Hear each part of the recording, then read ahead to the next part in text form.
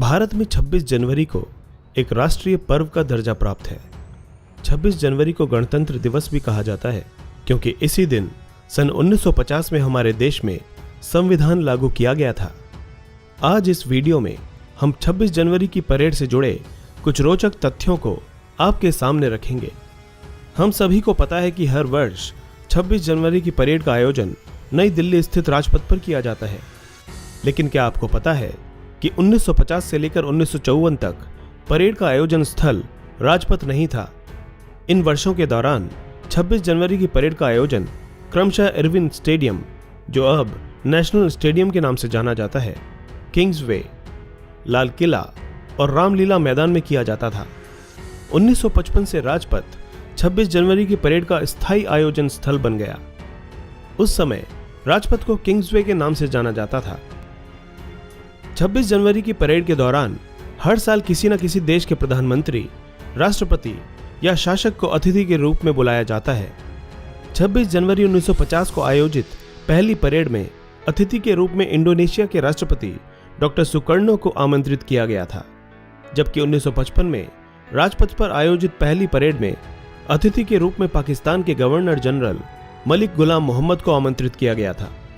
दक्षिण अफ्रीका के 5वें और वर्तमान राष्ट्रपति मैटामेला सिरिल रामफोसा भारत के 70वें गणतंत्र दिवस 2019 के मुख्य अतिथि रहे।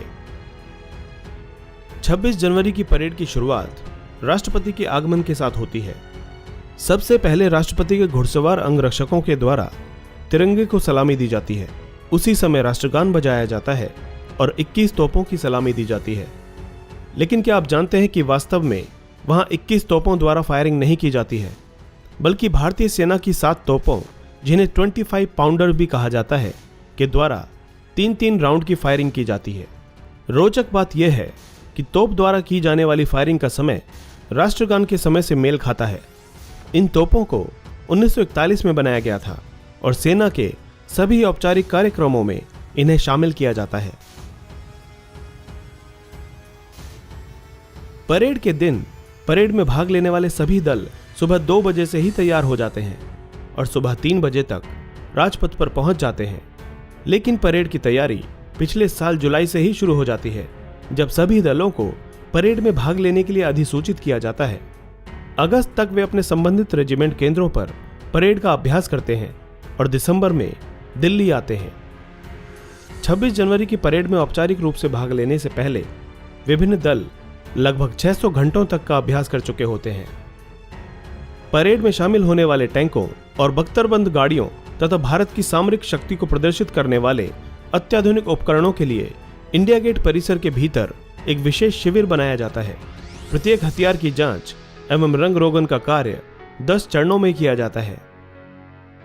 26 जनवरी की परेड के लिए हर दिन अभ्यास के दौरान और फुल ड्रेस रिहर्सल के दौरान प्रत्येक दल 12 किलोमीटर की दूरी तय करता है, जबकि परेड के दिन प्रत्येक दल 9 किलोमीटर की दूरी तय करता है। पूरी परेड के रास्ते पर जजों को बिठाया जाता है, जो प्रत्येक दल पर 200 मापदंडों के आधार पर बारीकी से नजर रखते हैं, जिसके आधार पर सर्वश्रेष्ठ मार्चिंग दल को पुरस्कृत किया जाता है। परेड में भाग लेने वाले प्रत्येक सैन्य कर्मी को 4 स्तरीय सुरक्षा जांच से गुजरना पड़ता है। इसके अलावा उनके द्वारा लाए गए हथियारों की गहन जांच की जाती है, ताकि यह सुनिश्चित हो सके कि उनके हथियारों में जिंदा कारतूस तो नहीं है। परेड में शामिल सभी झांकियां 5 किलोमीटर प्रति घंटे की रफ्तार से चलती हैं, ताकि गणमान्य व्यक्ति इसे अच्छे से देख सकें। आपको यह जानकर आश्चर्य होगा कि इन झांकियों के चालक एक छोटी सी खिड़की के माध्यम से वाहनों को चलाते हैं। परेड का सबसे रोचक हिस्सा फ्लाई पास्ट होता है। इस फ्लाई पास्ट की जिम्मेदारी पश्चिमी वायुसेना के कमान के पास होती है, जिसमें 41 विमान भाग लेते हैं। परेड में शामिल होने वाले विभिन्न विमान वायुसेना के अलग अलग केंद्रों से उड़ान भरते हैं और तय समय पर राजपथ पर पहुंच जाते हैं। प्रत्येक गणतंत्र दिवस परेड में गीत अबाइड विद मी, यानी मेरे पास रह, निश्चित रूप से बजाया जाता है, क्योंकि ये महात्मा गांधी का पसंदीदा गीत था। परेड में भाग लेने वाले सेना के जवान स्वदेश में निर्मित इंसास राइफल लेकर चलते हैं, जबकि विशेष सुरक्षा बल के जवान इजराइल में निर्मित तब वो राइफल लेकर चलते हैं